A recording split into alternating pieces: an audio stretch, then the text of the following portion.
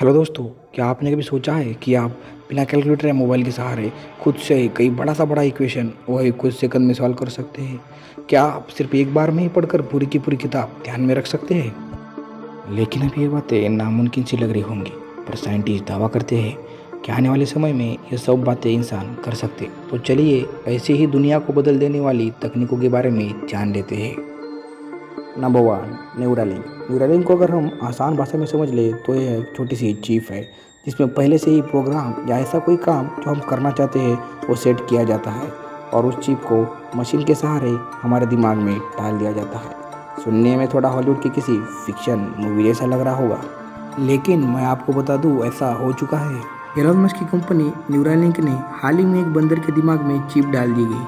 उसके बाद उस बंदर ने उस चिप के सहारे वीडियो गेम खेला, लेकिन अभी तक इस चिप का ट्रायल इंसानों पर नहीं हुआ है, क्योंकि इस चिप को दिमाग में डालते या निकालते समय यह दिमाग के नसों को नुकसान पहुंचाती है। इस वजह से इस पर अभी काम चल रहा है। हालांकि साइंटिस्ट अभी फ्लॉपी वायर्स के बारे में सोच रहे हैं जो इतने नरम होते हैं कि वह हमारे ब्रेन को नुकसान किए बिना ही मूवमेंट कर सकते हैं। एलन मस्क यह दावा कर रहे हैं कि आने वाले समय में यह जल्दी इंसानों पर भी सफल होगा। तो आप सोच सकते हैं अगर इसका ट्रायल इंसानों पर भी सफल हो गया तो यह इंसानी दुनिया को बदल के रख देगा। Number two, artificial intelligence. Artificial intelligence का मतलब कृत्रिम दिमाग जो खुद से ही सोच सकता है। मतलब कि ऐसा रोबोट जो खुद से ही सोचकर काम करे और हमें उन्हें बताने की ज़रूरत भी ना पड़े।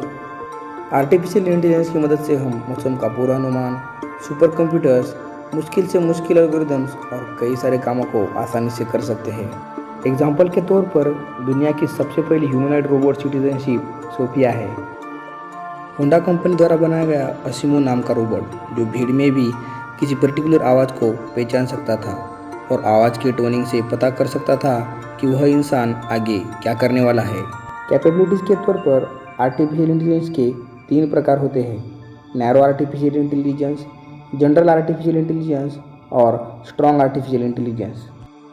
लेकिन अभी हम नैरो आर्टिफिशियल इंटेलिजेंस तक ही पहुंच पाए हैं। दुनिया के फेमस साइंटिस्ट स्टीफन हॉकिंग का कहना था, अगर हम आर्टिफिशियल इंटेलिजेंस को काबू ना कर सके तो वह इंसानियत को चुटकी में ख़त्म कर सकता है। और ऐसा एक हादसा हुआ भी है। फेमस कंपनी फेसबुक द्वारा बनाए 2 आर्टिफिशियल रोबोट्स को आपस में ही बुक, हैट और बॉल के बारे में बात करने को कहा गया था। शुरुआत में तो सब ठीक चल रहा था, लेकिन थोड़ी देर बाद उन दोनों के बातचीत में बदलाव आने लगा। उन दोनों को कंट्रोल करना मुश्किल हो गया था। जब बाद में बहुत कोशिशों के बाद उन पर कंट्रोल किया गया तो पता चला कि कुछ सेकंड में ही उन दोनों ने अपनी अलग ही एक भाषा तैयार कर ली थी। और इसी वजह से 2017 में फेसबुक ने उस प्रोजेक्ट को बंद कर दिया। टेक्नोलॉजी हमारे लिए वरदान है, लेकिन अगर इसे कंट्रोल में ना रखा जाए तो ये पूरी इंसानियत को ख़त्म कर सकती है। इसी के चलते एलन मस्क ने यह कहा है कि अगर हम आर्टिफिशियल इंटेलिजेंस को कंट्रोल ना कर सके तो वह नॉर्थ कोरिया से भी खतरनाक हो सकता है। और उन्होंने यह भी कहा है, अगर हमें आर्टिफिशियल इंटेलिजेंस को कंट्रोल करना है तो हम न्यूरालिंक की मदद से उसे कंट्रोल कर सकते हैं। कमेंट करके ज़रूर बताना इन दोनों में से आपको कौन सी टेक्नोलॉजी सबसे अच्छी लगी और आपकी इन टेक्नोलॉजी के बारे में क्या राय है।